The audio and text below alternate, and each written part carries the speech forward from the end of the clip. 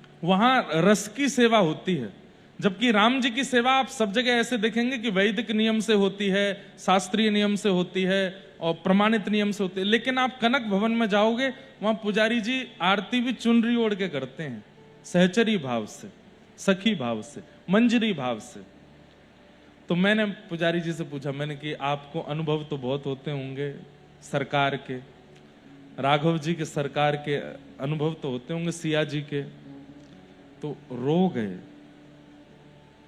और ठाकुर जी की ओर देखते देखते बोले, 5 वर्ष हो गए अब अनुभव नहीं कराते, उससे पहले बहुत अनुभव कराते थे। हर दिन एक अनुभव होता था, हर दिन कुछ लगता था कि राघव जी यहीं चल रहे हैं, सिया जी यहां बैठी हैं, ये कर रहे हैं। इतने भावुक हो गए। तो फिर बोले कि आप सब कृपा कीजिए ना, इनसे कहिए ना ये अनुभव नहीं करा रहे हैं। मैंने कहा आपको इसके प्रति मूल कारण क्या लगता है? बोले लोग बाग आते थे यहां बैठ करके हमसे पूछते थे, हम सबको बता देते थे। हमको यही लगता है कि सबको बताने से वो अनुभव घटने लगा है। बोले अब 5 साल से हम बस प्रार्थना कर रहे हैं, किसी को नहीं बताएंगे, रोज इनको बोलते हैं, अब देखो कब अनुभव कराए। तो ये बात प्रमाणित है, लेकिन आजकल के युवा मान नहीं रहे हैं हमारी बात को। प्रचार में इतने ज्यादा लगे हैं, इतने ज्यादा लगे हैं, कैसे अनुभव होगा ठाकुर जी का? मत बताइए कि आप कितना नाम करते हो, कैसे सेवा करते हो, क्या भाव। ठीक है, कभी कभी ठाकुर जी की सेवा का भाव रखो। हमारे पुनीत साईं बैठे हैं, मैं ज्यादा प्रकाशित करके नहीं कहूंगा, लेकिन आपके घर में भी एक सेवा विराजती है जिसके दर्शन इनको भी नहीं होते, जिसके दर्शन का अधिकार इनको भी नहीं मिलता है। मेरी जब वहां कथा होती है तो मेरे को एक दिन दर्शन मिलता है। क्यों? और सेवा आप देख लोगे ना, तो मतलब अगर उसका पेज बना दिया जाए, उसको प्रचारित कर दिया जाए तो मिलियन फॉलोअर्स हो जाए, इतनी सुंदर सेवा होती है, लेकिन किसी को नहीं दिखाते। कभी कभी तो मुझे भी उस सेवा का दर्शन झरोके में से करना पड़ता है, वहां लगता है कि साक्षात ठाकुर जी बैठे हैं। तो लोगों को समझाने का प्रचार करो, लोगों को कुछ बताने का प्रचार करो, पर आप क्या करते हो अपनी निज सेवा में, इसका प्रचार मत करो। अब असली बात तो यह है कि निज सेवा में कुछ करते ही नहीं है, उसका प्रचार करेंगे क्या? लेकिन जो करते हैं वो गोपनीय रखो। तावे से रस घटता है, और इस सब जगह की बात है। पति पत्नी का भी प्रेम है, यदि वे भी अपने प्रेम को सबको बता देते हैं, हम तो ऐसे बोलते हैं, हम तो ऐसे बात, उनका भी प्रेम घटेगा।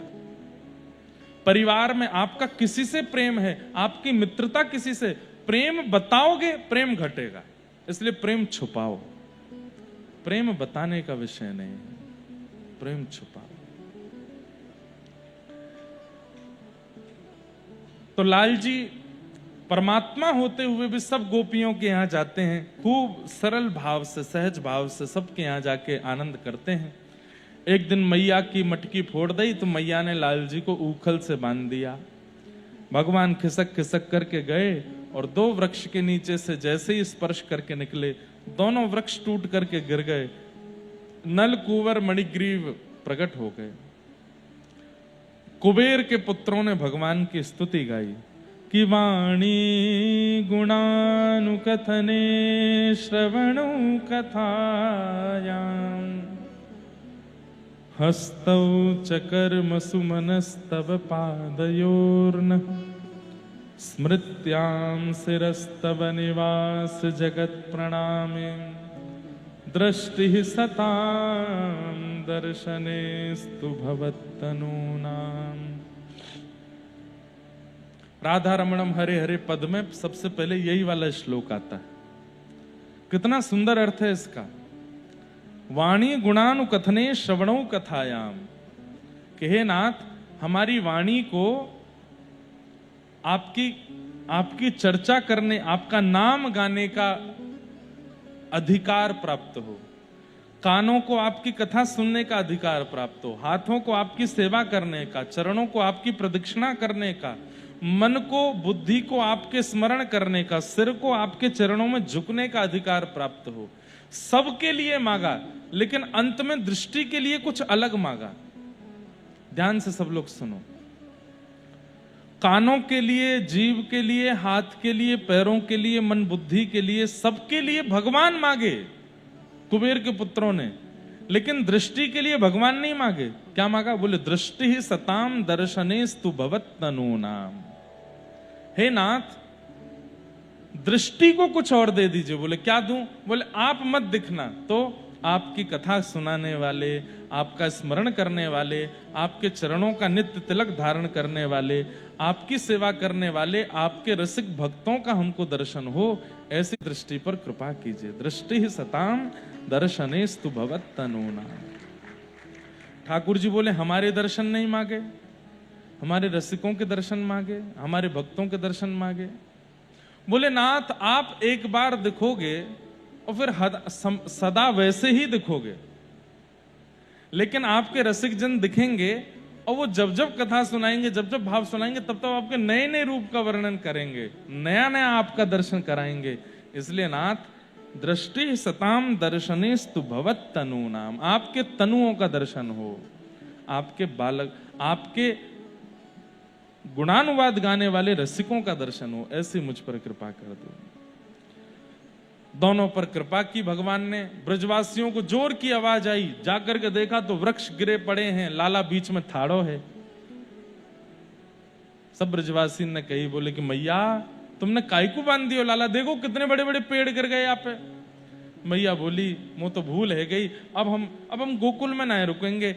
जन्म लियो, पूतना आ गई, वहां के बाद में फिर तृणावर्त आ गयो, वहां के बाद फिर सक्टासुर आ गयो, कोई ना कोई दैत्य आ तो ही जा रहा है, और अब ये दो वृक्ष गिर गए। हमें तो लगे गोकुल में कोई लाला पे कोई अला बलाय आ गई है, कहीं और चल रहे हैं अब।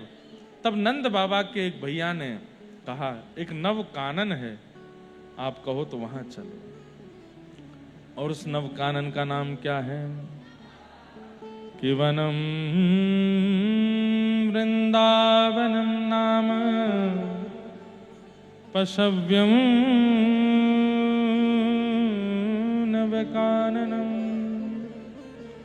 गोप गोपी गवाम सेव्यम पुण्याद्रि तृणवीरुधम। चलो मन वृंदावन की ओर, चलो मन वृंदावन की ओर। सब लोग नेत्र बंद करके श्री धाम का स्मरण करो, और अंतिम बार या जितनी बार वृंदावन गए हो उनकी जो स्मृतियां हैं, श्री राधा रमण जी का दर्शन, राधा वल्लभ जी का दर्शन, गिरिराज जी का दर्शन, कुंज बिहारी लाल जी का दर्शन, वृंदावन के रसिकों का दर्शन, ब्रजवासियों का दर्शन, सबको याद करो। उल्लासनगर में बैठे बैठे ही व्रज का स्मरण करो, और थोड़ी देर के लिए चल दीजिए ठाकुर जी के साथ वृंदावन। चलो मन वृंदावन की ओर, मन वृंदावन की ओर, चलो वृंदावन की ओर, वृंदावन की वृंदावन की ओर, वृंदावन की ओर, चलो मन वृंदावन की ओर, सब गाओ,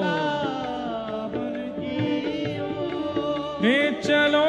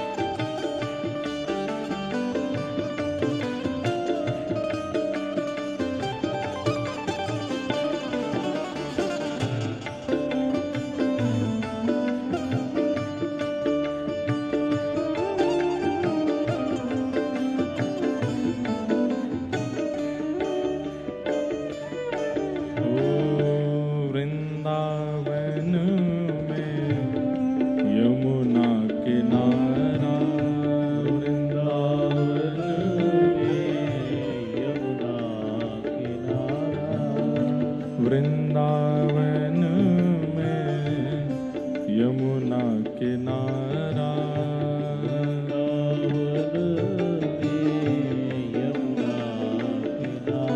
जहाँ नाचत नंद किशोर, नाचत नंद किशोर, नाचत नंद किशोर, नाचत नंद किशोर।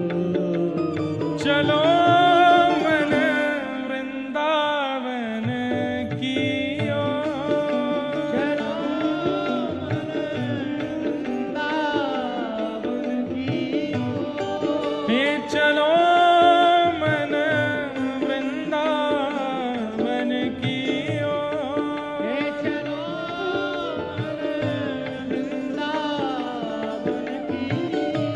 वृंदावन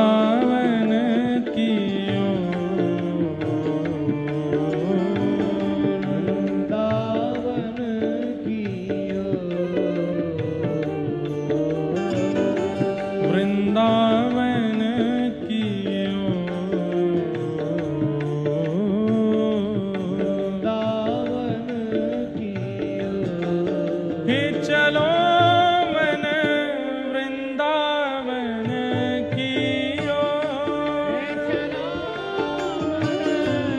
वृंदावन की ओर, चलो मन वृंदावन की ओर, चलो मन वृंदावन, श्री वृंदावन धाम की।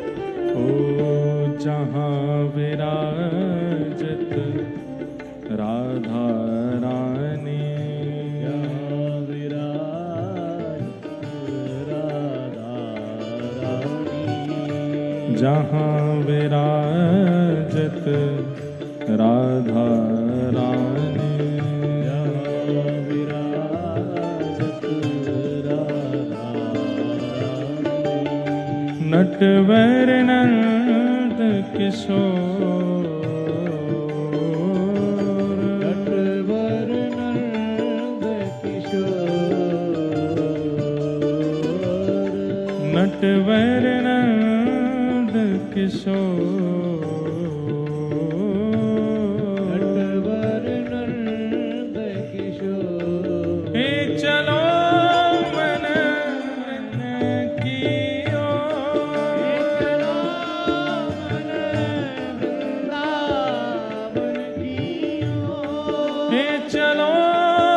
मन वृंदावन की ओर, चलो मन वृंदावन की ओर, चलो मन वृंदावन की ओर, चलो मन वृंदावन की ओर,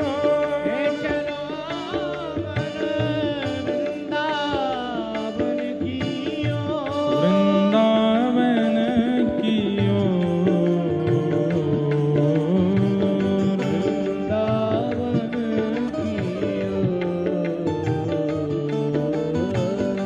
वृंदावन की ओर, वृंदावन की ओर। हे चलो मन वृंदावन की ओर, हे चलो मन वृंदावन की ओर, हे चलो मन वृंदावन की ओर, हे चलो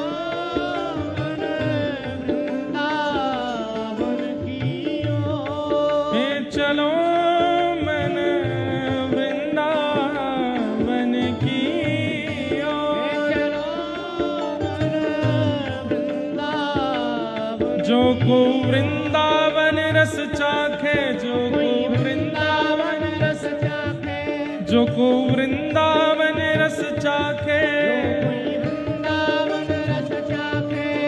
हे भुवन चतुर्दश तिहु लोक लो, भुवन चतुर्दश लोक लो, भुवन चतुर्दश तिहु लोक लो, हे सपने हु नाही बिलाखे, जो को वृंदावन रस चाखे, वृंदावन रस चाखे, जो को वृंदावन रस चाखे, वृंदावन रस चाखे, हे जुगल रूप अरि पलक न खोवे, जुगल रूप अरि पलक न खोवे, जहाँ लोभ दिखावे लाखे, जो को वृंदावन रस चाखे, जो को वृंदावन रस चाखे, जो को वृंदावन रस चाखे, वृंदावन रस चाखे, हे प्रेम मगन हो भुजा उठा के, मगन हो भुजा उठा के, प्रेम मगन हो भुजा उठा के, मगन हो भुजा उठा, श्री राधा राधा गावे, जो को वृंदावन रस चाखे, जो को वृंदावन रस चाखे, जो को वृंदावन रस चाखे, वृंदावन रस चाखे, हमारे माई श्यामा जू को राज, हमारे माई श्यामा जू को राज, हमारे माई श्यामा जू को राज, हमारे माई श्यामा जू को राज, हो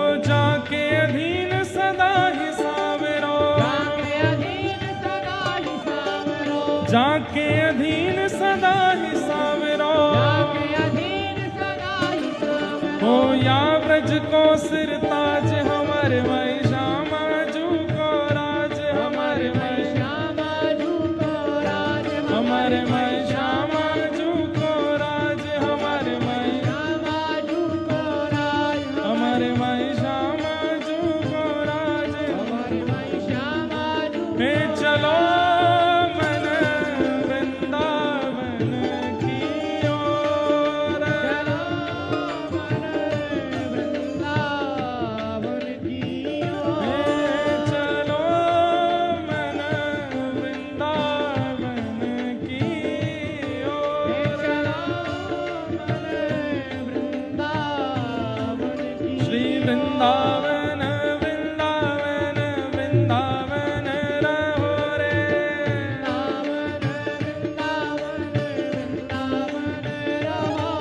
श्री वृंदावन वृंदावन वृंदावन रहो रे,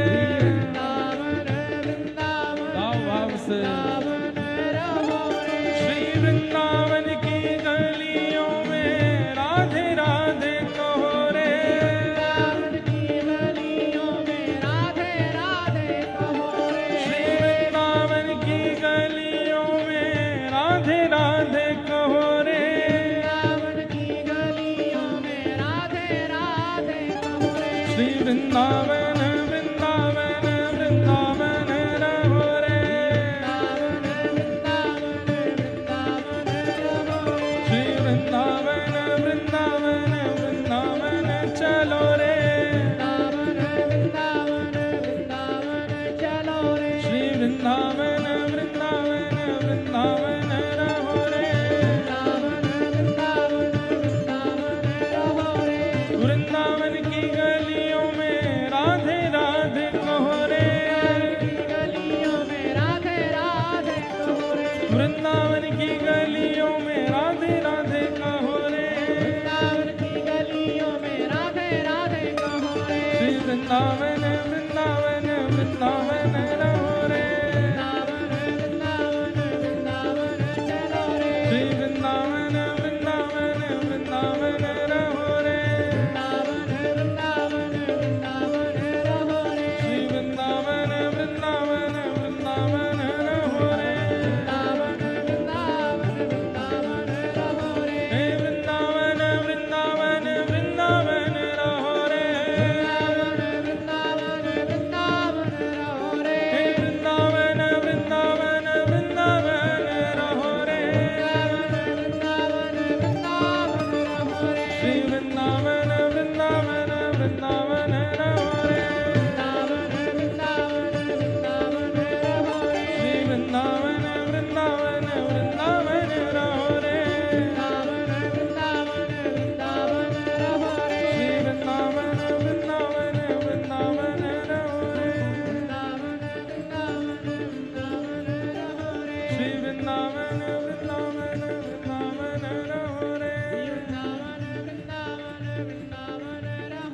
श्री वृंदावन वृंदावन वृंदावन रहो रे, वृंदावन वृंदावन रहो रे, श्री वृंदावन वृंदावन वृंदावन रहो रे, वृंदावन वृंदावन चलो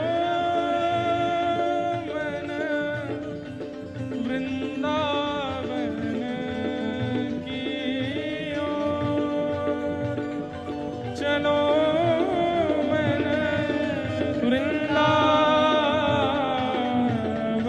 की ओर। वृंदावनं संप्रविश्य सर्वकाल सुखावहम् गोप गोपी गवां सेव्यं पुण्याद्रे तृणवेरुधम्। वृंदावन, बंधुओं, वृंदावन के कई अर्थ हैं। तुलसी का वन वृंदावन, एक अर्थ से वृंदाव भगवान कृष्ण का नाम है, वृंदाव, और जहां वो अपने पूर्ण रंग में विचरण करें उसको वृंदावन कहते हैं। वृंदाव श्री कृष्ण जहां पर अपने प्रेमी भक्तों के साथ आनंद कर अपने पूर्ण रंग में रहें, वो वृंदावन है। ऐसे श्री धाम वृंदावन में ठाकुर जी आए और इतने प्रसन्न क्यों हैं? क्योंकि वृंदावन की रचना स्वयं किशोरी जी ने अपने हाथों से की है। भगवान श्री कृष्ण लीला करने के लिए पृथ्वी पर आ रहे हैं, किशोरी जी से निवेदन करते हैं कि आप भी चलो। तब किशोरी जी कहती हैं, यमुना, गिरिराज और वृंदावन, इन तीनों के बिना मैं नहीं जाऊंगी।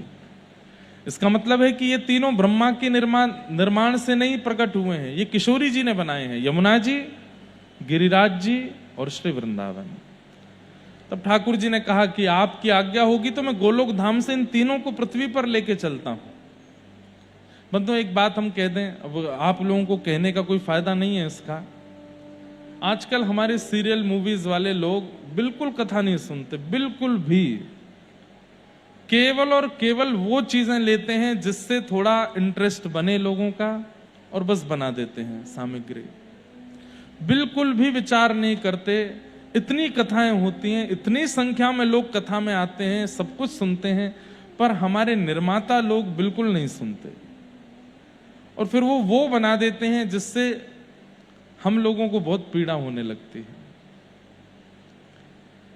इसलिए हमारी प्रार्थना है, महाअवतार नरसिम्हा मूवी आई थी पिछले साल, उसके निर्माता अश्विन जी हमसे कितनी बार मिले, कई संतों से कितनी बार मिले। सब पुराणों के, वेदों के एक एक भाव को खोज खोज करके, निकाल करके, कुछ भी नमक मिर्च नहीं लगाना है जिससे देखने वाले को आनंद आवे, जो वास्तविकता है वो प्रकट करना है। और उन्होंने बनाया, और फिर कैसी नरसिम्हा मूवी बनी, आज तक बालक उसको देखते हैं, कितनी बढ़िया बनी। लोगों के चित्त में और विशेष रूप से बालकों के चित्त में उसका एक ऐसा इंपैक्ट पड़ा कि उसके बाद कई घरों में बालक प्रहलाद की तरह भक्ति करने लगे, भजन करने लगे, भाव रखने लगे। ऐसे ही हमारी प्रार्थना है आपके बगल वाले शहर से और वहां के निर्माताओं से कि आजकल भक्ति ट्रेंड में चल रही है, इसलिए ट्रेंडिंग के नाम पर आप सब बनाइए, पर थोड़ा तो जाके कथा सुना कीजिए। थोड़ा तो कथा करने वाले और कई संत भारत के हैं, उनसे पूछ तो लिया कीजिए कि ये बात हम ऐसे ऐसे दिखा रहे हैं, इसमें क्या प्रमाण है।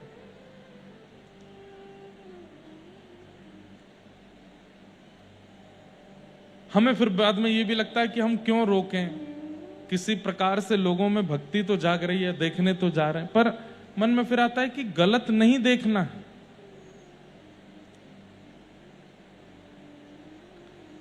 इसलिए आपके संपर्क में भी हो तो उनसे कहा कीजिए, कभी कुछ ऐसा निर्माण करने जा रहे हैं, बोले पहले कथा सुनिए, पहले आचार्यों से एकांत में मिलकर के उनसे पूरी बातें समझिए कि ऐसा ऐसा है, क्या ऐसा है? वो कहें तो ही दिखाइए, नहीं तो मत दिखाइए। और हमारे प्रिया प्रियतम के निज भाव तो इतने गोपनीय रखे गए हैं, कई बार मैं भी कथाओं में उनका उद्घाटन कर देता हूं, बाद में फिर मुझे भी लगता है कि ये बताना नहीं चाहिए था। क्यों? पता नहीं इसको किस रूप में लिया गया होगा और कौन किसकी भावना में क्या आया होगा। आजकल का सिनेमा और लैला मजनू वाले भाव रखने वाले लोग प्रिया प्रियतम के प्रेम को भी वैसे ही आकलन करेंगे, वैसा प्रेम नहीं है।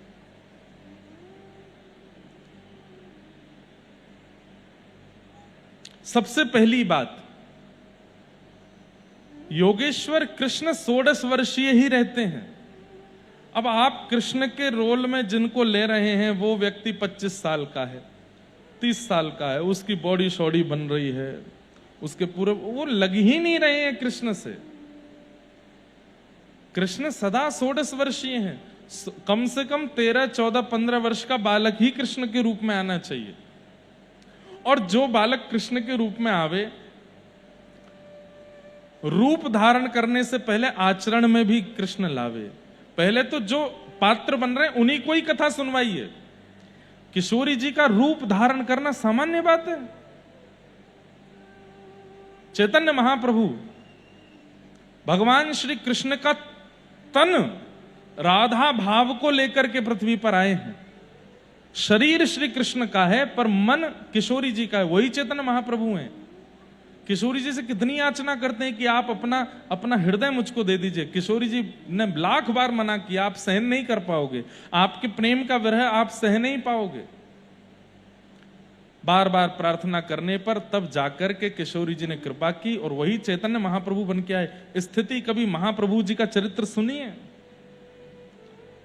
2 दिन केवल चरित्र का प्रारंभ हुआ था नासिक में, जितने लोग थे वहां सबके नेत्र सजल हो गए थे। मैं खुद को रोक नहीं पा रहा था। किशोरी जी का रूप धारण करना इतना सरल है, मेकअप करके या श्रृंगार करके आप सुंदर दिख सकते हो, पर किशोरी जी नहीं बन पाओगे। उसके लिए विरह का अथाह समुद्र चाहिए चित्त में। हमारे हित ध्रुव दास जी वर्णन करते हैं किशोरी जी कैसी हैं। सहज स्वभाव पर्यो नवल किशोरी जी को, मृदुता दयालुता कृपालुता की राशि हैं। ने कहू न रिस कहीं भूले हूं न होत सखी, रहत प्रसन्न सदा ही मुख हासी हैं। ऐसी सुकुमारी प्यारी लाल जी के प्राण प्यारी, ऐसी सुकुमारी प्यारी लाल जी की प्राण प्यारी, धन्य धन्य धन्य ते ही इनके उपासी। कितनी, अब उन किशोरी जी का रूप धारण तो कर लेते हैं, दुनिया देख लेती होगी, पर हमको पता नहीं क्यों जब ठाकुर जी के कथा कहने वाले और कथा सुनने वाले और बहुत प्रेम से भजन साधन करने वालों को वहां दर्शन करने में पीड़ा होती है। किशोरी जी लगती नहीं है, ठाकुर जी लगते नहीं हैं।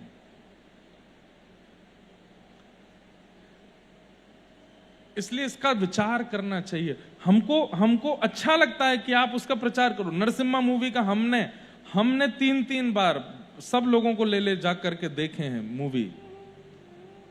उन्होंने जो जो पूछा सब बताया। अभी भी उनकी अगली पिक्चर आनी है, उन्होंने कहा था कि महाराज जी कुछ बताना। मैंने कहा आप आना जरूर, बताएंगे। ऐसे ही करना चाहिए। हमको पिक्चरों में नमक मसाले डालने हैं, ठाकुर जी की लीला में नहीं। वैसे ही बहुत अफवाहें फैली हुई हैं ठाकुर जी के नाम पर, और ज्यादा हम उसमें कुछ ऊपर नीचे का मिला देते हैं तो फिर वो गलत हो जाता है। इसका ध्यान दिया जाए। तो किशोरी जी के लिए ठाकुर जी वृंदावन को लेकर के आए, और उसी वृंदावन में अब जब ठाकुर जी प्रवेश करने तो बड़े प्रसन्न हैं। वृंदावन में ठाकुर जी लीला करने लगे। भगवान ने वत्सासुर नाम के एक दैत्य का वध किया, जो कि बछड़े के रूप में आया था। तो किशोरी जी मान करके बैठ गई। ठाकुर जी बोले क्या हुआ? बोले आपने बछड़ा मारा? बोले बछड़ा नहीं था, वो राक्षस था बछड़े के रूप में। तब किशोरी जी बोली किसी भी रूप में हो, है तो बछड़ा। अब आप हमसे बात मत करो, आपको गौ हत्या का दोष लगा है। ठाकुर जी बोले, हे श्यामाजू मुझको आज्ञा करो, मैं कहा करूं? अरे मैंने तो राक्षस ही मारो। तब किशोरी जी बोली, एक नवीन कुंड का निर्माण करो अपने हाथों से, उसमें स्नान करो, पवित्र हो, तब हमसे बात करना। तब ठाकुर जी ने कृष्ण कुंड, श्याम कुंड का निर्माण किया गिरिराज जी में, स्नान किया। किशोरी जी के पास जाके बैठे तो किशोरी जी बोली, मुंह को तुम पे भरोसा ना है, अब मैं एक और कुंड बनाऊंगी, वहां मैं स्नान करी हूं। तब किशोरी जी ने कुंड निर्माण किया, राधा कुंड, उसमें ठाकुर जी ने स्नान किया। श्याम कुंड, राधा कुंड अगल बगल में ही हैं दोनों। वहां ठाकुर जी ने जब स्नान किया, तब किशोरी जी ने अपना मान छोड़ा और ठाकुर जी से बात करे। अब सोचिए, राक्षस के रूप में भी वत्स किशोरी जी ठाकुर जी से भी ज्यादा गौ प्रेमी हैं। गौ भक्त, गौ प्रेम ठाकुर जी से भी ज्यादा किशोरी जी के चित्त में, कि राक्षस के रूप में भी अगर बछड़ा है तो भी उसको मारना नहीं है, वो गौ के रूप में है। ऐसी हमारी किशोरी जी, जो ठाकुर जी को भी नहीं बख्शती हैं अगर वो गौ प्रेम में किंचित दोष भी ले आते हैं तो। बंधुओं, जब कभी भी आप लोग जाते हैं वृंदावन, हमारी एक प्रार्थना है, गिरिराज जी जरूर जाया करो। वृंदावन से लौटते समय श्री गिरिराज जी को प्रणाम किए बिना मत आया करो। गोवर्धन जाइए, परिक्रमा लगाइए, परिक्रमा नहीं लगा सकते तो केवल मुकुट मुखार बिंद का दर्शन, गिरिराज जी का दर्शन, राधा कुंड का दर्शन, श्याम कुंड का दर्शन करके तब लौटो। उनको दर्शन किए बिना नहीं आना है। और अगर अवसर मिले तो श्री राधा कुंड का आचमन करो, प्रणाम करो, खूब प्रेम से वहां स्नान करो। हमने एक बार दंडवती लगाई थी, राधा कुंड से ही लगाई। दुनिया मुकुट मुखार बिंद से लगाती है, हमने राधा कुंड से प्रारंभ की। और प्रयास करते हैं जब भी परिक्रमा भी जाते हैं तो राधा कुंड से ही शुरू करते हैं, राधा कुंड पर विश्राम। राधा कुंड की महिमा कितनी है ये तो व्रज में कथा होगी तो ही बताऊंगा मैं, उसका यहां पर वर्णन नहीं कर पाऊंगा, पर अद्भुत है। किशोरी जी के हृदय का जितना भी प्रेम है वो रस युक्त होकर के राधा कुंड बन गया है। उसका एक बिंदु भी यदि मुख में चला जाए ना भाव से। अब बात ऐसी है, लोग पीते तो बहुत हैं राधा कुंड, लेकिन फिर भी भाव नहीं आ रहा। अरे भाई, तुम कितना भी बीज डालो, भूमि भी तो उपजाऊ होनी चाहिए। अब आप कितना भी राधा कुंड पियो, लेकिन हृदय का निर्माण यदि उचित नहीं हुआ है, हृदय में सरलता, सहजता, प्रेम भाव ये सब नहीं है, तो राधा कुंड जल से फिर कुछ नहीं होगा। पहले हृदय का निर्माण सुंदर करो, फिर राधा कुंड की एक बिंदु भी, एक कणिका भी यदि मुख में गई, अद्भुत चमत्कार जैसा होने लगेगा। ऐसा राधा कुंड है। उनको प्रणाम। भगवान ने इस प्रकार कई दैत्यों का वध वृंदावन में किया। एक कालिया नाग नाम का एक नाग यमुना जी में आ गया था। भगवान ने उसको नथ करके उसको यमुना जी से बाहर किया। सब ब्रजवासियों के साथ में मधुर लीला, वेणु गीत का प्रसंग आता है। ठाकुर जी वन में गैया चराने जाते हैं और व्रज की गोपियों को घर में बैठे बैठे ठाकुर जी का दर्शन हो जाता है। कैसे? बोले इतना प्रेम युक्त हो चुकी हैं कि नेत्र बंद करके चिंतन करती हैं और ठाकुर जी कहाँ क्या कैसी लीला कर रहे हैं वो सब गोपियों को दिखने लगता है। उसी को वेणु गीत में गोपियों ने वर्णन किया कि वरहा पीडम नटवर वपु कर्णयो कर्णकारम विभ्रदवा सह कनक कपिसम वैजयंतीं च मालां रंध्रान् वेणोऽधर सुधया पूरय गोपवृन्दै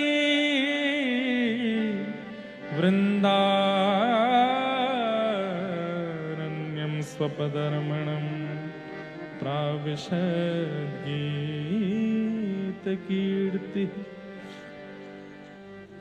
कितनी सुंदर झांकी है। वरहा पीड़म नटवर वपुहु, ठाकुर जी ने अपने सिर पर एक वरहा पीड़म यानी कि मोर मुकुट धारण किया है। नटवर वपुहु, आकर्षण जिनको देख करके होता है, ऐसे आकर्षण करने वालों में जो सबसे श्रेष्ठ हैं, ऐसे श्री कृष्ण लग रहे हैं। नटवर वपु का एक अर्थ यह भी हो सकता है किसी का मुख आकर्षित करता है, किसी के हाथ आकर्षित करते हैं, किसी की मुस्कान आकर्षित करती है, किसी की चाल आकर्षित करती है, पर इनके अंग में तो एक रोया भी ऐसा नहीं है जो आकर्षित नहीं करता हो। हसितम मधुरम चलितम मधुरम वमितम मधुरम मधुराधिपते अखिलम मधुरम। कितने मधुर हैं ठाकुर जी। श्रीमद् वल्लभाचार्य जी कह रहे हैं, बोले ऐसी कौन सी क्रिया है ठाकुर जी जिसको देख करके लगे कि ये मधुर नहीं है, सब मधुर है। चलना, उठना, बैठना, बोलना, खाना, पीना, हंसना, रोना, नाचना, गाना, सब मधुर है ठाकुर जी का। अरे कई बार कुछ सामान खा करके मुख से उगल भी देते हैं ना तो वो भी सुंदर लगने लगता है। वमितम मधुरम, सब मधुर है। मधुराधिपते अखिलम मधुरम। अब ठाकुर जी की अवस्था 7 वर्ष के आसपास हो गई है। इतने आकर्षक हो गए, इतने आकर्षक हो गए कि वन में जाते हैं तो वृक्ष भी अपने स्थान से झुकने लग जाते हैं ठाकुर जी की मधुर झांकी को देखने के लिए। जितनी गाय ठाकुर जी चराने के लिए जाते हैं वो गाय चलती सामने है पर मुख पीछे रखती हैं, ठाकुर जी की ओर देखती रहती हैं। आहा, छोटे छोटे बछड़ा बछिया ठाकुर जी को ही देखते रहते हैं। अरे कई बार तो बछड़ा बछियाओं को 4-4, 5-5 दिन निकल जाता है, मैया का दूध नहीं पीते। क्यों? ठाकुर जी को देखते रहते हैं। फिर ठाकुर जी लेकर के जाते हैं उन बालकों को और उनकी मैया के थन के नीचे ले जा करके थन मुख में डालते हैं। वो बालक तब भी थन पीते हैं तो ठाकुर जी को ही निहारते रहते हैं। इतने सुंदर है। जड़ चेतन हर वस्तु अब ठाकुर जी की ओर आकृष्ट होती जा रही है। इतने सुंदर है। नटवर वपु कर्णयोः कर्णकारम, कान 2 हैं पर कुंडल एक ही पहनते हैं। कभी इस कान में पहनते हैं, कभी इस कान में पहनते हैं, कभी इसमें पहनते हैं। इसमें बदल बदल करके पुष्पों को धारण करते हैं। विभ्रदवासः कनक कपिसं वैजयन्तीं च मालाम्, पीतांबरी पहनते हैं, ऊंची धोती पहनते हैं घुटने घुटने तक, नीचे पैर में सुंदर कड़ूला पहनते हैं, हाथों में कंगन पहनते हैं, यहां बाजूबंद पहनते हैं, गले में वनमाला पहनते हैं और एक वैजंती माला पहनते हैं। वैजंती माला जो 5 पुष्पों से युक्त होती है उसको वैजंती माला कहते हैं, जिसमें 5 अलग अलग पुष्प हैं, उनसे सजाई गई सुंदर माला वैजंती माला, उसको ठाकुर जी धारण करते हैं। वैजयंतीं च मालां रंध्रान वेणो अधर सुधया, अपने अधर पर धारण करके उस वेणु में जैसे प्राण पिरोते हैं, आहा, मधुर वंशी बज उठती है वृंदावन में। उसका स्वर निर्जीव को भी जीवित कर देता है, मरे हुओं को भी जीवित कर देता है। आहा, बंधुओं 11 वर्ष 56 दिन ठाकुर जी व्रज में रहे तो व्रजमंडल में राक्षसों के अलावा किसी की मृत्यु नहीं हुई। जो मरणासन अवस्था में थे वो भी जीवित हो गए थे। क्यों? श्री कृष्ण की रूप माधुरी ऐसी है। रंध्रान वेणो अधर सुधया पूरयन गोप वृंदई, वृंदारण्यम स्वपद रमणम प्राविशद गीत कीर्ति। टेढ़ी मेढ़ी चाल चलते हैं, एक चरण इधर, एक चरण इधर, एक चरण इधर, कभी कमर मटकाते हैं, कभी सिर झुकाते हैं, कभी नैन चलाते हैं। इतने सुंदर ठाकुर जी मधुर मधुर अदाओं से चलते हैं कि सब देख करके निहाल हो जाते हैं ठाकुर जी को। और सबसे बड़ी बात, पादुका नहीं पहनते चरणों में, बिना पादुका के चरणों से वृंदावन में विचरण करते हैं। कई लोग इस बात को सुनने के बाद वृंदावन में जाते हैं, पादुका नहीं पहनते, नंगे पैर ही वृंदावन में रहते हैं कि जहां हमारे श्याम सुंदर ने चरणों में कुछ नहीं पहना, हम क्यों पहने। अनावृत चरणों से पूरे व्रजमंडल को ठाकुर जी आच्छादित करते हैं। वृंदारण्यम स्वपद रमणम प्राविशद गीत कीर्ति। ऐसे ठाकुर जी की मधुर झांकी का सब ग्वाल बाल वर्णन करते हुए चल रहे हैं। गोपियां जब उस रूप का दर्शन करती हैं तो घर में बैठी बैठी गोपियां कह रही हैं, अक्षणवतां फलमिदं न परम विदाम सख्य प्रसूननु विवेशयतोर्वयस्यै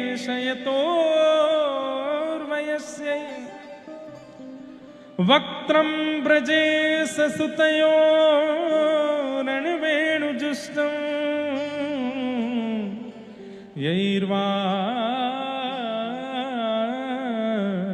निपीतमनुरक्त कटाक्षमुक्षम। गोपियां क्या कह रही हैं यहां? गोपियां कह रही हैं, अरे आंख वालों, जिनके पास भी आंखें हैं और देखने की शक्ति है, तुमने पूरे ब्रह्मांड को देखा, लेकिन गैया चराते हुए श्याम सुंदर कृष्ण को यदि नहीं देखा तो इन आंखों से तुमने कुछ नहीं देखा। बोले अन्य रूप, कई रूप हैं ठाकुर जी के, लेकिन गैया चराते हुए अगर श्याम सुंदर नहीं देखे तो कुछ नहीं देखा आप। कैसे जाते हैं ठाकुर जी गैया चराने? बोले श्रृंगार नहीं करते, आभूषण नहीं पहनते, सिर पर एक छोटी सी पाग पहनते हैं। और श्रृंगार के रूप में क्या है? बोले गैया के पैर बांधने वाले लोमना गले में पहनते हैं, हाथों में पहनते हैं, चरणों में पहनते हैं। एक सुंदर तिलक माथे पर धारण करते हैं। बाकी गायों की चरण की रज ही ठाकुर जी के माथे पर, गाल पर, नासिका पर सब जगह जाकर के स्पर्श हो जाती है। उसी से ही सुंदर पत्रावलियां बन जाती हैं। और उसके बाद भी ठाकुर जी गैया चराते चराते कटाक्ष, अपने नेत्रों के कटाक्ष से इधर उधर देखते हुए चलते हैं।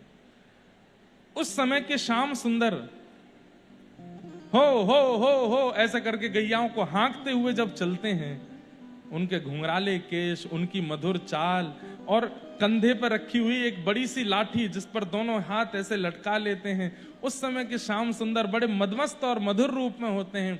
उनका यदि दर्शन नहीं किया तो आंख पाकर के तुमने कुछ नहीं देखा। गोपियां कह रही हैं।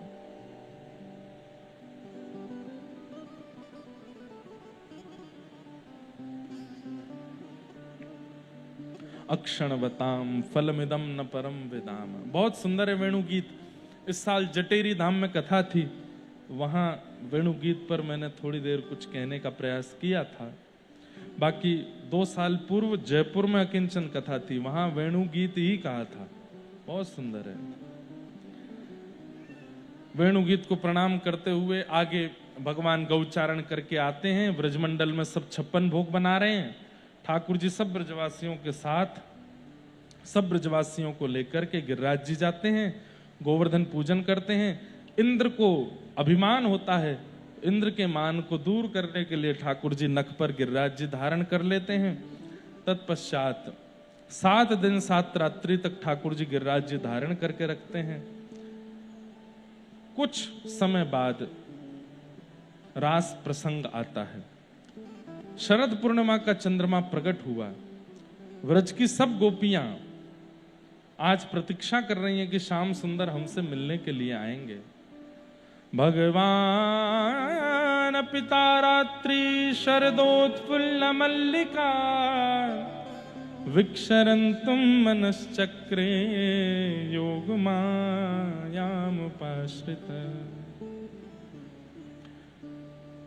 भगवान ने ब्रह्मा की अनेक रात्रियों को आमंत्रित किया और गोपियों से पहले ही कह दिया था कि मैं शरद पूर्णिमा की रात्रि पर तुमसे मिलूंगा। मैं कथा में बताया करता हूं बंधुओं, हम लोगों के पास 2 समय हैं, दिन और रात। हम दिन को दुनिया को बांटते हैं और रात्रि अपनों के लिए रखते हैं। अपने लिए और अपनों के लिए रात्रि का निर्माण किया है और संसार के लिए दिन का निर्माण किया है। ठाकुर जी दिन भर तो सबके पास रहते हैं, लेकिन गोपियों को रात्रि में बुलाया। इसका मतलब गोपियों को पहले ही बता दिया कि मैं तुम्हें अपना मान चुका हूं। ये अपनत्व की। अच्छा, यहां गोपियां कौन है? स्त्री गोपियों को मानोगे, पुरुष ठाकुर जी को मानोगे तो भेद आ जाएगा बुद्धि में। इसलिए ठाकुर जी साक्षात भगवान है, परमात्मा है, और गोपियां मैं, आप, हम सब भक्त जीवात्मा हैं। जो गोपियों के व्यवहार स्वभाव के अनुकूल रहना प्रारंभ कर देता है उसको ठाकुर जी फिर रात्रि में बुलाना प्रारंभ कर देते हैं। रात्रि में बुलाना मतलब स्वप्न में आकर के अनुभव कराना। हो कान्हा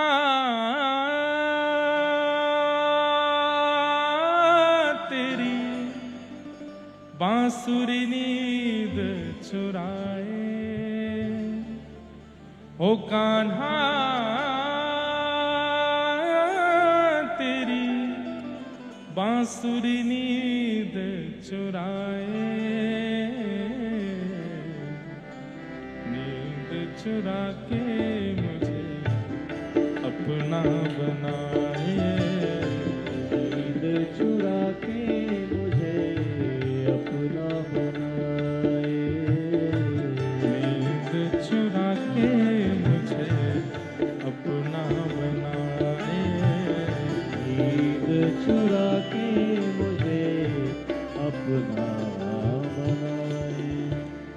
चुप चुप रूं कान्हा दुनिया से चोरी, छूट न जाए मेरी प्रीत की डोरी। रात्रि में बुलाने का मतलब क्या है? अनुभव कराने लगते हैं ठाकुर जी स्वप्न के माध्यम से, कभी विचारों के माध्यम से, और रास का अनुभव कराने लगते हैं। इसलिए भगवान ने रात्रि में गोपियों को बुलाया।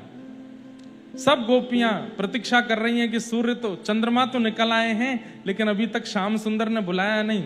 इतने में ही ठाकुर जी ने जाकर के वन में बैठ करके वेणु का नाद किया। वो वेणुनाद सब गोपियों के कान में जाकर के मानो जैसे बुला रहा है, चलो गोपी श्याम सुंदर बुला रहे हैं। और वो गोपियां यथावत अपने कार्य को उसी क्षण वहीं छोड़ करके दौड़ी हैं। किसी को कोई ये बात नहीं आई मन में कि कोई मुझे रोके टोके, घर के लोग क्या सोचेंगे, पति परिवार के लोग क्या सोचेंगे। आज सब गोपियों के मन में ये भाव प्रकट हो चुका है, मैं एक भक्त हूं और मेरे प्रियतम परमात्मा मुझे बुला रहे हैं। अब भी अगर लोक लाज मर्यादा इन सब का विचार किया गया तो हमेशा के लिए रह जाऊंगी, कभी मिल नहीं पाऊंगी उन ईश्वर से। और रास में आने वाली गोपियां कौन कौन हैं? बोले श्रुति रूपा, स्मृति रूपा। श्रुति स्मृति किनको कहते हैं? वेदों को ही श्रुति स्मृति कहते हैं। और दंडक वन के वो संत जो राम जी का दर्शन करना चाहते थे, वे सब संत भी आज गोपी बन करके व्रज में प्रकटे हैं, वो सब पहुंचे। सीधी बात, ये सब गोपियां जो रास में पहुंची हैं, ये युगों युगों से ठाकुर जी की प्रतीक्षा कर रहे हैं। किसी रूप में ये ऋषि बन के आए थे, किसी जन्म में ये संत बन के आए थे, किसी जन्म में ये कोई भक्त बन के आए थे। इस बार ये गोपी बन के आई हैं और आज वंशी बजते ही इनको याद आ गया है, अपने जन्म जन्मों की प्रतीक्षा याद आ गई। हम कब से प्रतीक्षा कर रहे थे ठाकुर जी से मिलने की, आज हम गोपी बन के आए हैं, वो हमारे प्रियतम बन के आए, चलो पहुंच चलो। सब गोपियां दौड़ी। कहते हैं कई गोपियों के पतियों ने उनको घर में बंद कर दिया, बोले जाके तो दिखा। तो वो गोपियां वहीं बैठ गईं और बैठ करके उन्होंने अपने देह का त्याग कर दिया, आत्मा से ठाकुर जी के रास में पहुंच गईं। बोले तुम्हें देह चाहिए, देह रखो। आत्मा से भगवत लीला में प्रविष्ट हो गए। असंख्य गोपियां रास की भूमिका में पहुंच गई हैं। भगवान ने जाते ही पूछा, स्वागतम वो महाभाग। आइए आइए आइए, आप सबका स्वागत है। प्रियम किम करवाणि वा ब्रजस्या नामयं कस्य रूतागमन कारणम। आप सब गोपियां इतनी रात्रि में अपने घर परिवार को छोड़ के यहां क्यों आई हैं? लौट जाओ, वापस लौट जाओ। बंधुओं, ये अनुभव सबको होगा। आप जैसे भक्ति मार्ग में आओगे, चलते चलते चलते जब बहुत विशिष्ट भक्ति मार्ग में आ जाओगे तो एक समय ऐसा आएगा कि ठाकुर जी आपको एक संशय प्रकट करा देंगे मन में, कहीं मैं गलत तो नहीं कर रहा हूं। ये भक्ति के चक्कर में परिवार, काम काज लोक लाज सब मेरी छूटते जा रहे हैं। कहीं ऐसा तो नहीं है कि ठाकुर जी भी नहीं मिले और यहां का भी नहीं रहूं मैं। ये संशय सबके चित्त में आने वाला है, लेकिन उस संशय के आने पर विचलित मत होइएगा, जैसे गोपियां नहीं हुई। ठाकुर जी ने 10 श्लोकों में गोपियों को यह सिद्ध कर दिया कि तुमने बहुत बड़ा अपराध किया यहां के। अरे अपने पति को छोड़ के आई हो। तुमको पता है शास्त्रों में पतिव्रता नारी जब पति का त्याग करके पर पुरुष के पास जाती है उसको कौन से नरक में जाना पड़ता है? गोपियां बोली कौन से में? तब ठाकुर जी नरक का नाम बताते हैं, उस नरक में कैसी यातना भोगनी पड़ती है वो बताते हैं। अरे अपने सास ससुरों को छोड़ करके जो बहू ऐसे ऐसे कहीं चली जाती है उसको पता है क्या होता है? सब बातें बताना। और बोले सास ससुर को छोड़े पति को छोड़े ये तो एक बात, बच्चों को छोड़ करके आई हो। राम राम राम राम राम, कितना बड़ा पाप, कितना बड़ा अपराध किया तुम लोगों ने। अगर मैं आप हम सब में से कोई होता ना, हम तो भाग गए होते। ठीक है ठाकुर जी आप डरे रहो, यही बंसी बजाते रहो, हमको नहीं आना है। इतने पाप गिना दिए। इसलिए कई लोग कहते हैं हमें ठाकुर जी कैसे मिलेंगे? बढ़िया नहीं मिल रहे, क्योंकि आप अभी परिपक्व नहीं हो उनको उत्तर देने में, और वो इतने चतुर हैं कि अपनी बातों में फंसा के रुला देंगे आपको। गोपियों ने उत्तर दिया। जब भगवान ने पूर्ण रूपेण गोपियों को सिद्ध कर दिया कि तुमने तो भाई बिल्कुल जो है पाप की पराकाष्ठा पार कर दी यहां आके, तब शांत चित्त गोपियां बोली आपका हो गया हो तो हम बोले? बोले बोलो, ध्यान से सुनना। मैवं विभोर्हति भवान् गदितुं नृशंसं संत्यज्य सर्व विषयांस्तव पादमूलम् भक्ता भजस्व दुर्वाग्रहमात्यजास्मान् देवो यथादि पुरुषो भजते मुमुक्षु। सबसे पहली बात, सब लोग इधर देखो, ध्यान से सुनो। गोपियां कहती हैं हम स्पष्ट कर दें, हम स्त्री हैं पर आप पुरुष नहीं हो। भगवान बोले तो कौन हूं मैं? पुरुष नहीं हो तो कौन हूं? बोले आप पुरुषोत्तम हो, पुरुष नहीं हो। पुरुषोत्तम हो, परमात्मा हो, भगवान हो। अपने पति को छोड़ के हम अन्य पुरुष के पास जाएं तो हम व्यभिचारिणी मानी जाएंगी। पुरुषोत्तम के पास जाएं तो इसमें अरे हम क्या, हमारे पतियों को भी आना चाहिए यहां पर। आप मेरे ही थोड़े ही हो, आप तो सबके हो। ये स्त्री पुरुष वाला खेल हमको मत बताइए यहां पर, है ना। ये कोई स्त्री के नहीं होते, आप तो पूरे जगत के हो, जगत नियंता जगदाधार हो। आपको प्राप्त करना हर जन्म लेने वाले का उद्देश्य होना चाहिए। आज हम उस उद्देश्य में सफल हुई हैं तो हमने क्या बुरा किया? आप पुरुषोत्तम हो। दूसरी बात, आपने अपनी प्राप्ति में कई नियम बता रखे हैं। बोले क्या नियम बताएं? बोले आपने कह रखा है कि मैं उसी को मिलता हूं जिसके चित्त में और कुछ नहीं होता, जो सब छोड़ देता है मैं उसी को प्राप्त होता हूं। जो किंचित भी संसार में लगा होगा वो मेरी प्राप्ति करना चाहेगा तो पूर्ण रूपेण मुझे प्राप्त नहीं कर पाएगा। सर्वधर्मान परित्यज्य माम एकम शरणम व्रज। सब छोड़ करके मेरी शरण में आओ। और आज जब हम सब छोड़ छाड़ के आ गए हैं तो कह रहे हो कि वापस लौट जाओ। संत्यज्य सर्व विषयाम स्तव पाद मूलम। सब छोड़ करके आपकी शरणागति में आई हैं। स्पष्ट कर दीजिए। कभी कहते हो कि सब छोड़ करके आने वाले को स्वीकार करता हूं, और सब छोड़ के आने वाले को कहते हो कि वापस लौट जाओ। तीसरी बात क्या? हमारे प्रेम को आप कैसे आकलन करते हो?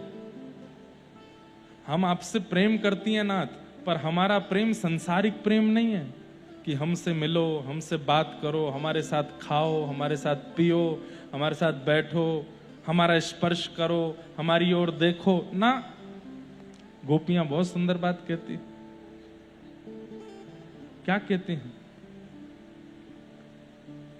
कियत पत्नी प्रत्यपत्य सुहृदामनुवृत्तिरंग स्त्रीणां स्वधर्म इति धर्म विदात्वयोक्तम् अस्त्वैव मे तदुपदेश पदे त्वयीशो पृष्ठो भवांस्तनुभृतां किल बंधुरात्मा। हमको यहाँ खड़े खड़े उपदेश दे रहे हो। वास्तव में श्री कृष्ण हमारा प्रेम वैसा है नहीं जैसा संसार का होता है। हम आपका स्पर्श नहीं चाहती, आपसे मिलना नहीं चाहती, आपसे बात नहीं करना चाहती। तो भगवान बोले फिर क्या चाहती हो? एक बार कह दो। क्या?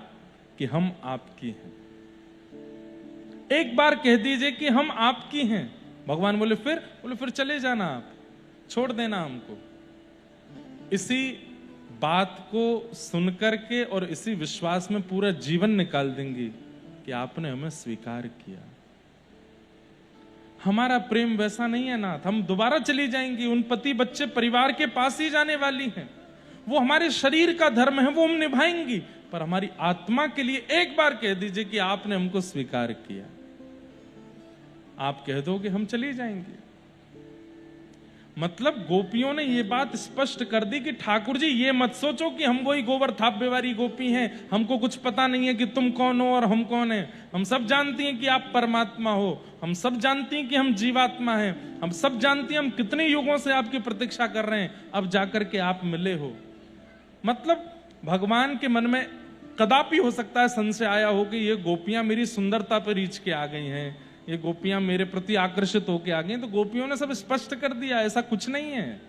हम ये बात जानती हैं कि आप परमात्मा हो, ये बात जानती हैं परमात्मा हो, उसके बाद आपकी सुंदरता, उसके बाद आपका आकर्षण, उसके बाद आपका स्वभाव।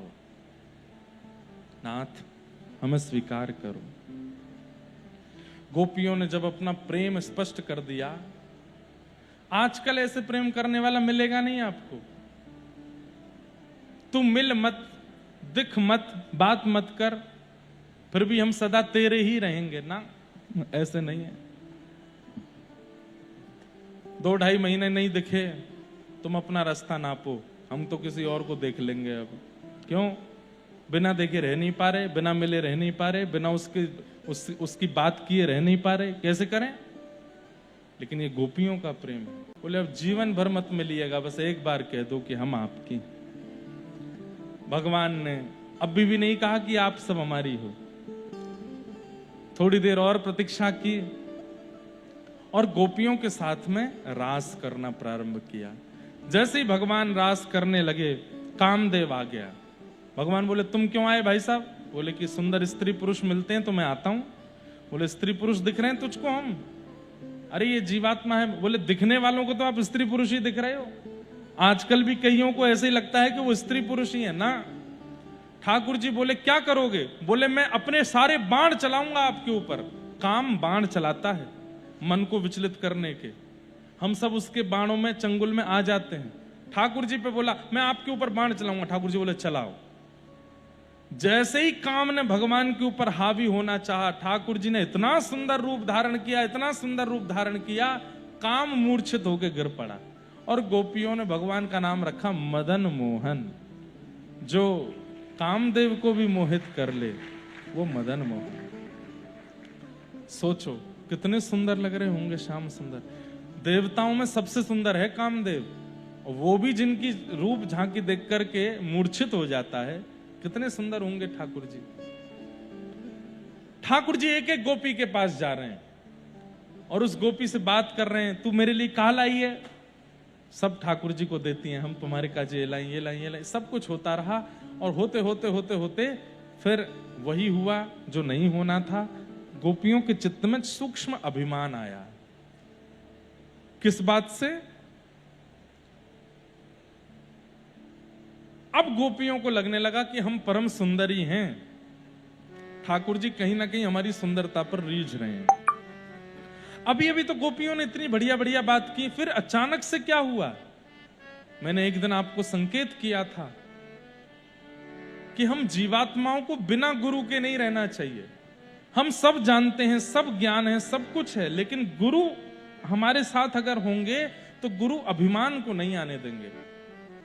गोपियां रास में तो पहुंच गई, लेकिन आचार्य गुरु स्वरूपा किशोरी जी को नहीं लेकर के आए,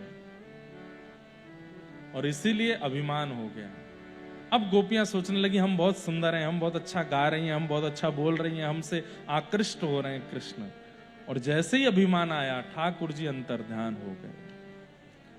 अभिमान आते, देखो काम आ जाएगा ठाकुर जी फिर भी थोड़ी देर रुक जाएंगे, क्रोध आ जाएगा ठाकुर जी फिर भी रुक जाएंगे, लोभ मोह अभिनिवेश कोई दोष आ गया ठाकुर जी रुक जाएंगे। काम अगर अभिमान आया और ईर्ष्या और अभिमान, ये दो दोष ऐसे हैं जैसे ही मानव के चित्त में आते हैं तुरंत ठाकुर जी चले जाते हैं, अब नहीं रहेंगे यहाँ पे। गोपियों के चित्त में मान आ गया, और जैसे ही मान आया ठाकुर जी गए। अब तो विहरणी गोपी ढूंढने लगी, कहाँ है श्याम सुंदर।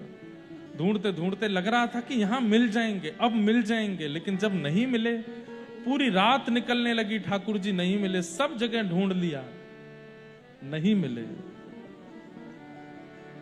एक स्थिति, अब ये स्थिति बहुत सुंदर है, इसके लिए विस्तार चाहिए हमको बहुत, तब इसका वर्णन करें। एक एक प्रेम की अवस्था का वर्णन है। अब गोपियों को क्या हो रहा है, अब गोपियों को क्या हो रहा है, अब गोपियों को क्या हो रहा है। एक स्थिति ऐसी आई कि गोपियों को ऐसा लगने लगा कि हर वस्तु चैतन्य है। हर वस्तु चैतन्य मानने वाला व्यक्ति जड़ से भी बातें करने लगता है।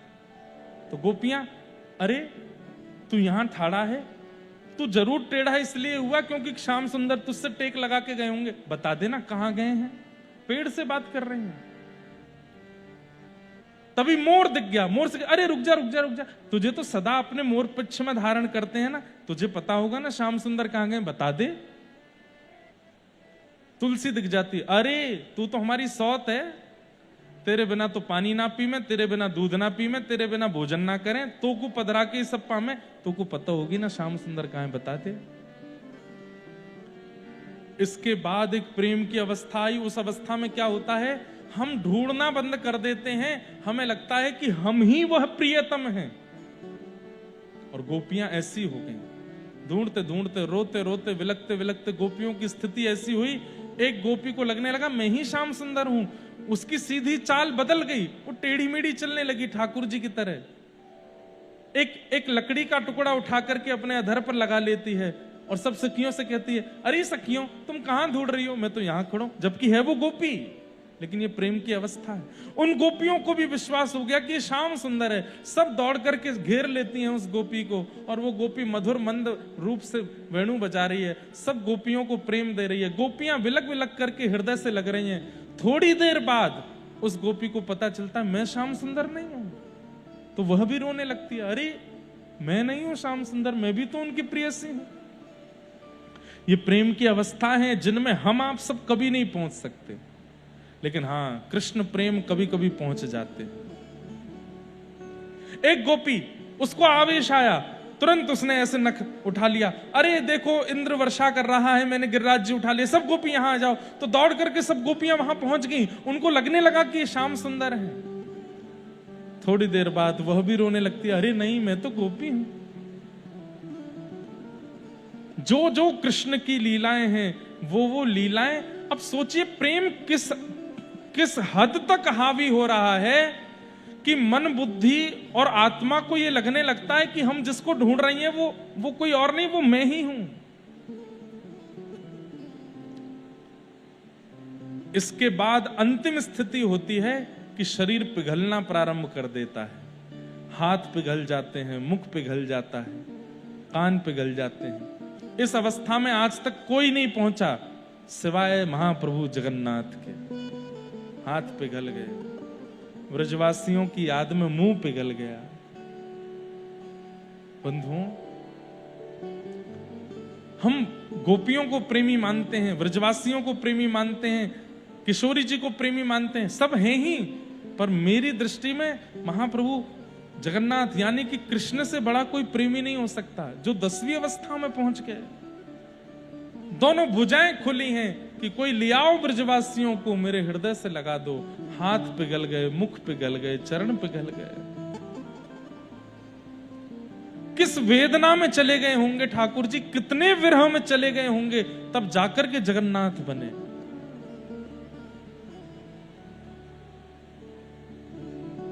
बंधुओं, महाप्रभु जगन्नाथ जी के सामने गीत गोविंद गाइए, महाप्रभु जगन्नाथ जी के सामने जगन्नाष्टक गाइए, महाप्रभु जगन्नाथ जी के सामने खूब मधुर मधुर कीर्तन गाइए, पर एक बार किशोरी जी का नाम जरूर गाया कीजिए, व्रजवासियों का यश जरूर गाया कीजिए, नंद बाबा यशोदा का नाम जरूर लिया कीजिए। ठाकुर जी को बहुत प्रिय लगता है, उन्हीं की याद में तो वो ऐसे हो गए हैं।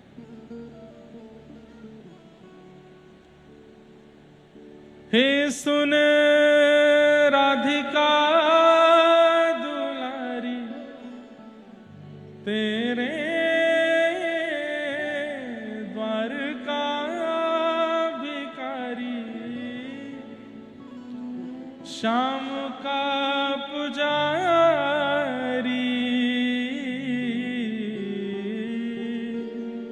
पीड़ा है हमारी, हमें श्याम ना मिला, हमें श्याम ना मिला, हमें श्याम ना मिला,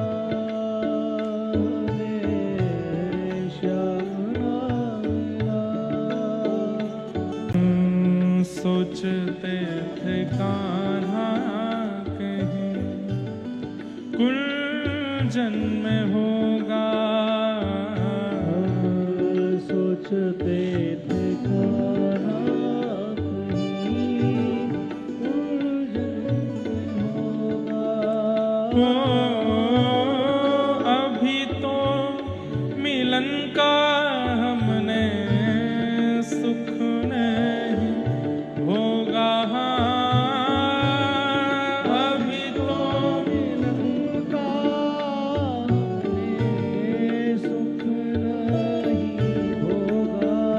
सुन के प्रेम की परिभाषा, सुन के प्रेम की परिभाषा मन में बंधी थी जो आशा, मन में बनी थी जो आशा, आशा हुई रे निराशा, झूठी दे गया दिलासा, हमें श्याम ना मिला, हमें श्याम ना मिला, हमें श्याम ना मिला, हमें श्याम ना। हे सुन राधिका दुलारी, राधिका दुलारी, तेरे द्वार का भिखारी, तेरे द्वार का भिखारी, तेरे श्याम का पुजारी,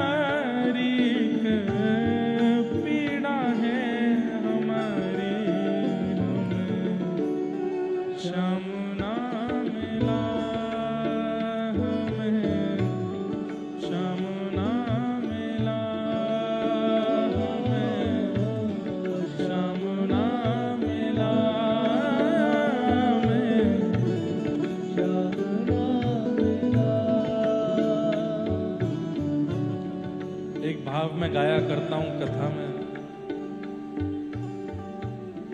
मोहे तो भरोसो है तेरो रे किशोरी राधे, मोहे तो भरोसो है तेरो री किशोरी राधे। साधन हीन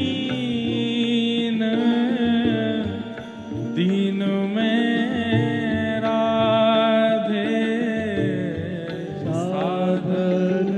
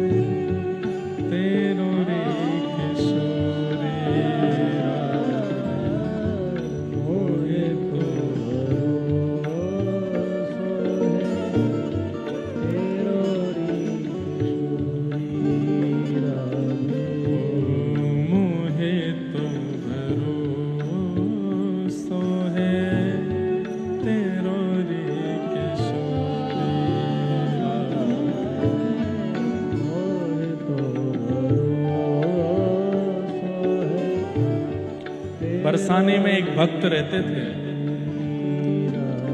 किशोरी जी को अपनी लाली मानते थे, किशोरी जी को अपनी पुत्री मानते थे। एक बार उनके घर में एक पुत्री थी, लेकिन वो फिर भी किशोरी जी को अपनी बड़ी पुत्री मानते थे। एक बार एक कोई संत उनको बरसाना में मिले, तो संत ने कहा, भैया हमको कल नंदगांव जाना है, आप हमको छोड़े आओगे वहां पर? तो वो बरसाना निवासी बड़े प्रेमी थे संतों के, बोले हाँ बाबा छोड़े आऊंगा मैं, तुम्हारो जितनो सामान हो सब मुंह को दे दियो, सिर पर धर के ले चलूंगा। और वो ब्रजवासी अपने सिर पर धारण करके सब सामान लेकर के नंदगांव गए बाबा को लेके। सुबह निकले थे 5 बजे, पहुंचे करीब 11 बजे। जगह जगह रुकते हुए बाबा गए, वयोवृद्ध बाबा, गर्मी का समय भयंकर। नंदगांव जैसे ही पहुंचे तो नंदगांव पहुंचते ही बाबा के ठिकाने पर सामान रख दिया और सामान रख के बोले, बाबा अब मुझको आज्ञा दो, मैं वापस जा रहा हूं। तो बाबा बोले, भैया तुम इतनी धूप में इतनी दूर से चल के आए हो, थक गए होगे, थोड़ा जलपान कर लो, कुछ खा पी लो, पानी ही पी लो। नहीं नहीं नहीं बाबा नहीं, कुछ नहीं, कुछ। अरे नहीं नहीं पानी तो पी के जाओ, थोड़ा ठंडा जल पी लो, कितनी गर्मी हो रही है, धूप निकल रही है, और तुम अब लौट कर जाओगे, शाम को चले जाना। नहीं नहीं नहीं बाबा मैं चलो जाऊंगा। बोले नहीं जल पी के जाओ। अरे बाबा मेरी बात समझो, मैं ना पी सकूं? बाबा बोले क्यों क्यों नहीं पी सकते? तो बोले नंदगांव है, हम किशोरी जी को अपनी लाली मानते हैं, और लाली की ये ससुराल है, और ससुराल में पुत्री के पिता को जलपान आदि नहीं करना चाहिए, वो नियम है हमारो। ससुर कहीं जाते हैं पुत्री के घर, खाते नहीं है, पानी नहीं पीते, रहते नहीं है वहां पे। क्यों? क्योंकि दान की हुई वस्तु पर अपना अधिकार नहीं माना जाता, और विवाह के बाद कन्यादान हो जाता है। तो कन्यादान होने के बाद में दान हुई है लाली वहां पर, वहां का अगर हम कुछ पाएंगे तो दोष हो जाएगा। तो बाबा बड़े खुश हो गए, अरे वाह तुम किशोरी जी से इतना प्रेम करते हो, इतना भाव रखते हो कि ये नंदगांव जो है किशोरी जी की ससुराल, इसलिए नहीं पाओगे? बोले धूप बहुत हो रही है। बोले नहीं मैं चलो जाऊंगा और यहां नहीं पाऊंगा। जैसे ही वो जाने लगे तो बाबा ठाकुर जी से कहने लगे, कैसे जमाई हो, तुम्हारे ससुर जी इतनी धूप में पसीना में लथपथ हुए आए, चलो उनका तो काम है, वो तो मना करेंगे ही, तुम तो जमाई हो, रोक सकते हो उनको, रोक करके उनको जलपान आदि पूछ सकते हो, कैसे जमाई हो? ठाकुर जी दौड़ करके बाबा की बात सुन ली, ठाकुर जी को कुछ हुआ, किशोरी जी के पास बरसाने पहुंचे। बोले ऐसे ऐसे तुम्हारे बरसाने के नंदगांव आए, कुछ खा पी के नहीं जा रहे हैं, कुछ करो। किशोरी जी बोली रुको मैं करूं। तो उनकी पुत्री का रूप धारण करके किशोरी जी बीच रास्ते में आ गए, और वो व्यक्ति इतनी धूप के कारण एक पेड़ की छांव के नीचे बैठे, और धूप बहुत होने की वजह से पानी की कमी हुई और बेहोश होकर गिर पड़े थे। किशोरी जी का रूप धारण करके, उनकी बेटी का रूप धारण करके किशोरी जी आई, बाबा बाबा, और उठ बैठे। अरे लाली तू यहां काहे को आ गई? अरे घर पे बहुत मेहमान आए, मुंह को पता ही इतनी गर्मी पड़ रही है, आप नंदगांव में कछु खाओगे पियोगे नहीं, तो मैं रास्ता में ही आपके काजे कछु खान पीन को ले आई हूं, आप पालो। जलपान करा दिया, थोड़ा सा अरे लाली मैं घर ही आ रहा हूं, वहीं आके खा लूंगा। बोले पिताजी आप आ जाइयो, मैं तो छोटी लाली हूं, मैं तो दौड़ के पहुंच जाऊंगी, आप धीरे धीरे आइयो, नेक्स्ट से कुछ खा लो, खिला पिला करके। और किशोर जी बोली अब आप आ जाइयो, मैं जा रही हूँ। बोले हाँ लाली घर जा, मैं आ रहा हूँ। और थोड़ी देर बाद धीमे धीमे चलते हुए वो व्यक्ति घर पहुंचे। घर पहुंचे तो पुत्री से बोले, अरे तू रास्ता में आई, मुझे तो कह रही घर पे मेहमान आए, कहाँ है मेहमान? पुत्री बोली कौन से मेहमान? अरे तू ही तो कह रही घर पे मेहमान आए हैं, और तू मेरे काजे जलपान लेके बीच रास्ता में आई, और तू को कैसे पता चल गो मैं बेहोश है गया हूं? वहीं आए करके मुझको जल पिवाई के गई, रोटी खवाई के गई। पिताजी मैं कहीं ना गई, मैं तो यहीं हूं सुबह रहते। अरे काय को झूठ बोले? बोले मैं झूठ ना बोल रही पिताजी, मैं कहीं ना कहीं हूं, मैं सुबह तो यहीं बैठी हूं, कोई मेहमान नहीं आए हुए। उस वैष्णव के नेत्र सजल हो गए, ऊंची अटारी वारी की ओर देखने लगे। जय हो श्यामाजू, आप ही आई, मुंह को जल पिवावे, मुंह को अन्न पवावे, मेरे एक पुत्री के रूप में आप आई। दौड़ करके ऊपर गए और जाकर के किशोरी जी के सामने खूब रोए। मैंने वर्षों से आपको अपनी लाली माना था, पर मन में कभी कभी संशय आता था कि आप वास्तव में मुझको पिता मानती हो कि नहीं। लेकिन आज आपने किशोरी जी मुझको ये भाव अनुभव करा करके स्पष्ट कर दियो कि आप भी मुझको अपनो पिता मानो।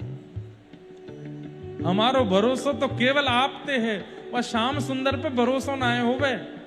वो तो कभी कभी गुण अवगुण देख करके विचार करके नकार दे, लेकिन हे श्यामाजू आप कैसी हैं? आप कभी कोई को नहीं नकारो। बंधुओं, हमारे वृंदावन की भक्ति देवी देवताओं वाली नहीं है। देवी के प्रति जैसी होती, देवताओं के प्रति जैसी होती है, इष्ट देवों के प्रति, कुल देवों के प्रति, ऐसी भक्ति हमारे व्रज में होती नहीं, करनी भी नहीं चाहिए। कई लोग राधा रानी को देवी बोलते हैं तो हम लोगों को बड़ा कष्ट होता है। वो देवी नहीं है, लाडली जी हैं, नवल किशोरी, छोटी सी हैं, सदा छोटी सी ही रहती हैं। और प्रिया प्रियतम दोनों नित्य विहार करने के लिए व्रज में आए हैं, मुझ पर आप पर कृपा करने के लिए नहीं। वो तो हम लोग उनसे प्रार्थना कर लेते हैं तो वो करते हैं, बाकी तो उनका नित्य विहार चलता है वृंदावन में। उस विहार में कैसे सुख दे सकते हो, इसका विचार करो। बाकी कभी अगर उस विहार में सुख देते देते श्याम सुंदर पीड़ा देने लगे तो किशोरी जी से प्रार्थना। एक हमारी एक बहुत पुरानी श्रोता है गुजरात की, उन्होंने एक बार मुझसे कहा, महाराज जी मुझे इतना रोना आता है, इतना रोना आता है, पूरी कथा रोती रहती हूँ, कथा सुनने के बाद सोच सोच के रोती रहती हूँ, मेरे को कोई उपाय बताओ, मैं घर नहीं चला पा रही अपना, रो रो के बेहाल हूं। मैंने कहा मैं उपाय बता तो दूंगा, लेकिन फिर बाद में आप ये कहने आओगे कि महाराज जी अब रोना नहीं आता। बोले मैं नहीं कहूंगी, आप बस मेरा रुदन दूर कराओ।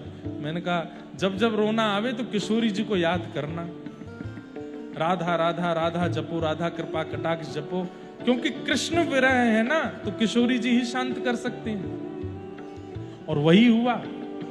कुछ महीनों बाद वो आई, महाराज जी अब तो मुझे भाव ही नहीं आते, अब तो रोना ही नहीं। मैंने कहा अब देखो, अब किशोरी जी के शरण में हो, आप कृष्ण विरह में थी इसलिए किशोरी जी ने विरह से निकाल दिया, अब पुनः विरह में जाना है तो किशोरी जी का वियोग करो। अब कुछ दिन किशोरी जी के वियोग में रहो, थोड़ा नाम मत लो, दर्शन मत करो, कोई पाठ आदि मत करो, और फिर वियोग हो तब संभव हो सकता है। पर किशोरी जी का अगर वियोग हुआ तो श्याम सुंदर भी नहीं निकाल पाएंगे। श्याम सुंदर के वियोग से किशोरी जी निकाल देंगी, लेकिन किशोरी के वियोग से तो श्याम सुंदर भी नहीं निकाल पाएंगे। और फिर किशोरी जी का जब विरह हुआ तो सब छूट गया, सब छोड़ छाड़ करके अब व्रजवास, व्रज में रह रहे हैं, लाडली जी की शरण में रह रहे हैं। मैंने पूछा आप कैसा लगता? बोले कृष्ण विरह में रोते थे तो बहुत पीड़ा होती थी, पर किशोरी जी के विरह में रोते हैं तो आनंद आता है, और रोने की इच्छा होती है, और सुख मिलता है। ये ऐसी ऐसी बातें, ऐसे भाव हैं बंधुओं, जिनका वर्णन कर तो मैं दूंगा पर समझ नहीं पाओगे आप, ये अलग है भाव। मुक्ति भुक्ति ना मागत केवल, मुक्ति भुक्ति ना मागत के, तो फिर ओ अपनो जान संभालो किशोरी राधे, अपनो जान संभालो किशोरी राधे, अपनो जान संभालो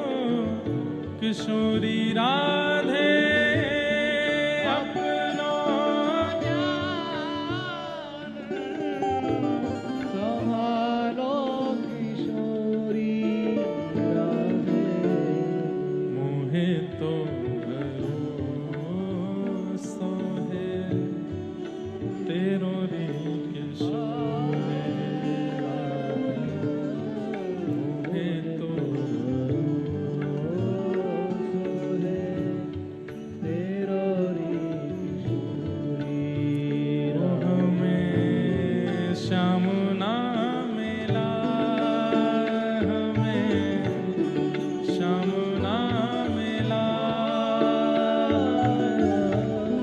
श्याम ना मिला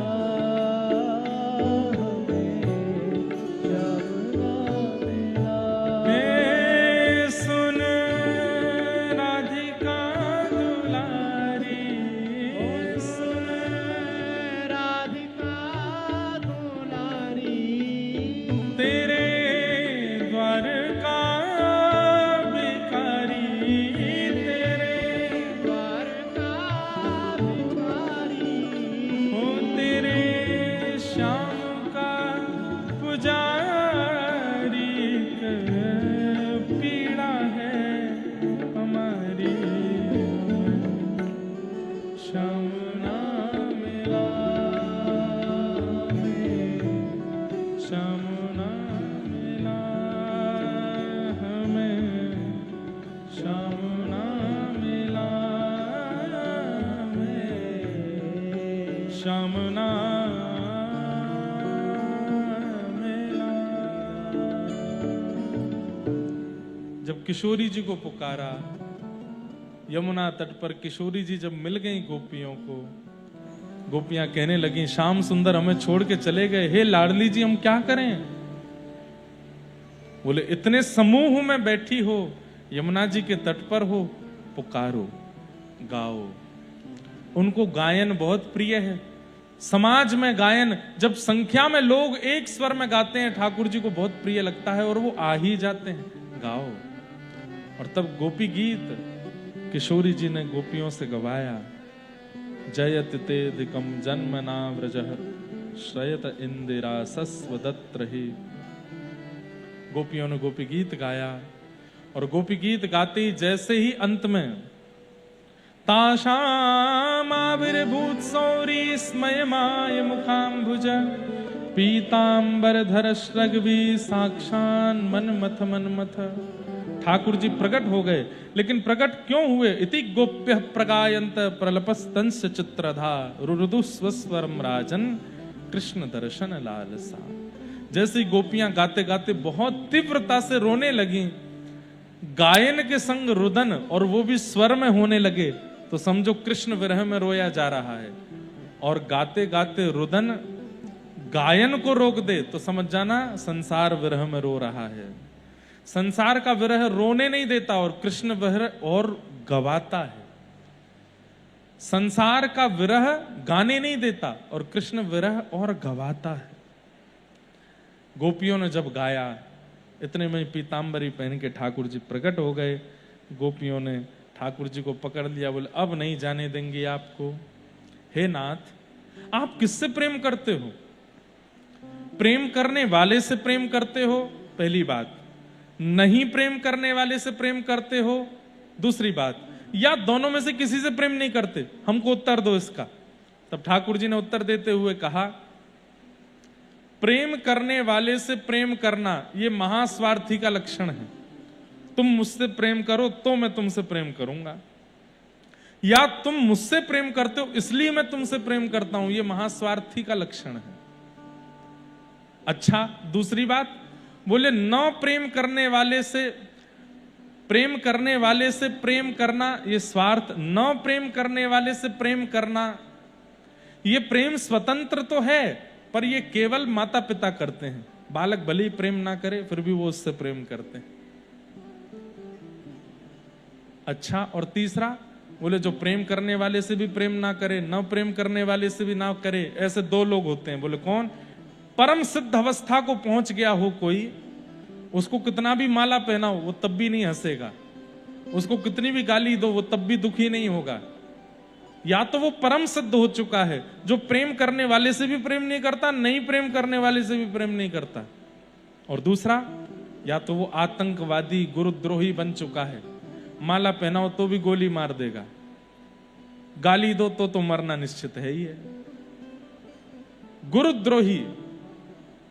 तब गोपियां बोली, पहले वाले तो आप नहीं हो, दूसरे वाले भी आप नहीं हो, ये तीसरे में जो दो हैं सिद्ध और गुरुद्रोही, इन दोनों में थोड़ा संशय। तो ठाकुर जी बोले इसमें क्या संशय, मैं सिद्ध ही हूं, प्रेम करो तो भी मुझ पर कोई फर्क नहीं, नहीं करो तो नहीं, नहीं नहीं आप सिद्ध नहीं हो। बोले तो हमको तो चौथे वाले लगते हो आप।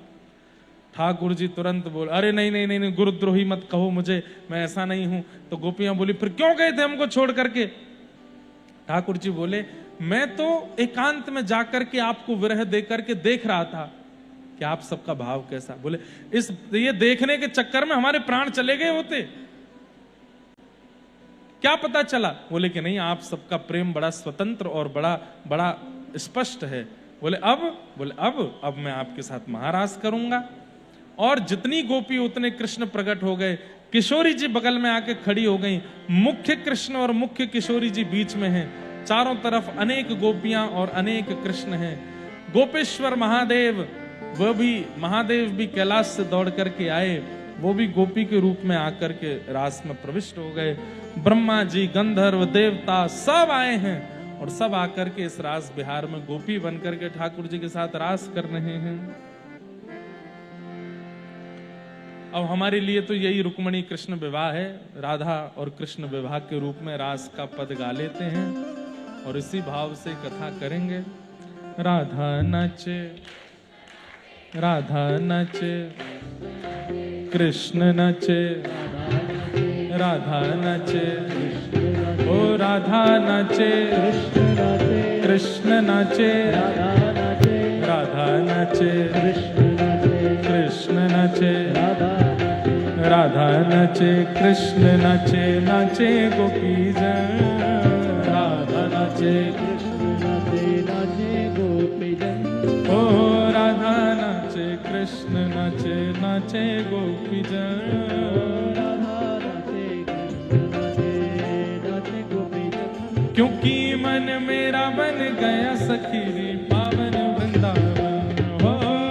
मेरा बन गया सखी पावन वृंदावन। हे मन मेरा बन गया सखी पावन वृंदावन हो। मेरा बन गया सखी पावन वृंदावन। राधा नाचे, कृष्ण नाचे, नाचे गोपी जन। राधा नाचे, कृष्ण नाचे, नाचे गोपी जन। ओ राधा नाचे, कृष्ण नाचे, नाचे गोपी जन। राधा नाचे,